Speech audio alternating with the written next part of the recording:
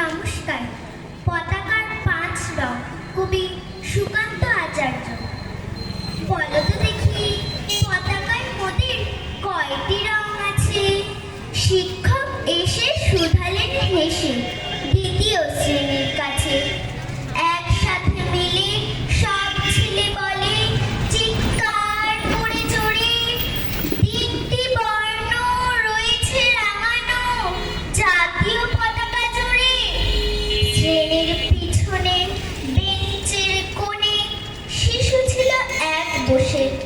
পতাকার মাঝে 5 রং আছে, বলল সে মৃদুভাষী। কথা তার শুনে বাকি শিশুগণে হেসে খায় লুটোপুটি। শিক্ষক রেগে বলেন হেঁকে, বোঝাও কি করে 5টি? মাথা নিচু করে ভয়ার্ত স্বরে সরল শিশুটি বলে, উপরে গেরুয়া, মাঝখানে সাদা, সবুজ আছে তার তলে, আর আছে আঁকা গোলাকার চাকা, নীল রং আছে এতে। শিক্ষক বললেন এটিকে ধরলে তবুও হচ্ছে 4টে। অবুঝ শিশুটি বলল তখন, রং আছে আর এক, লাল লাল ছোপ দাগ দেখা যায় ওই পতাকার মাঝে।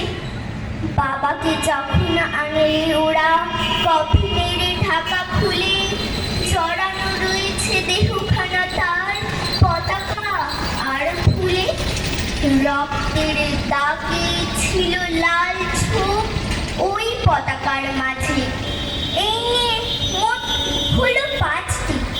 এবার তো ঠিক আছে। সরল শিশুটির জবাবখানি কাঁপিয়ে দিল বুক। অশ্রু এলো নয়ন ভরে, শুকনো হলো মুখ। আজও যারা দেশের জন্য করছে বলিদান, স্বাধীনতার শহীদ সম তাদের অমর প্রাণ। হয়েছে স্বাধীন, পেরিয়ে গেছে 70টি বছর। দেশ বাঁচাতে যাচ্ছে যে প্রাণ, রাখছি কি তার খবর? নমস্কার।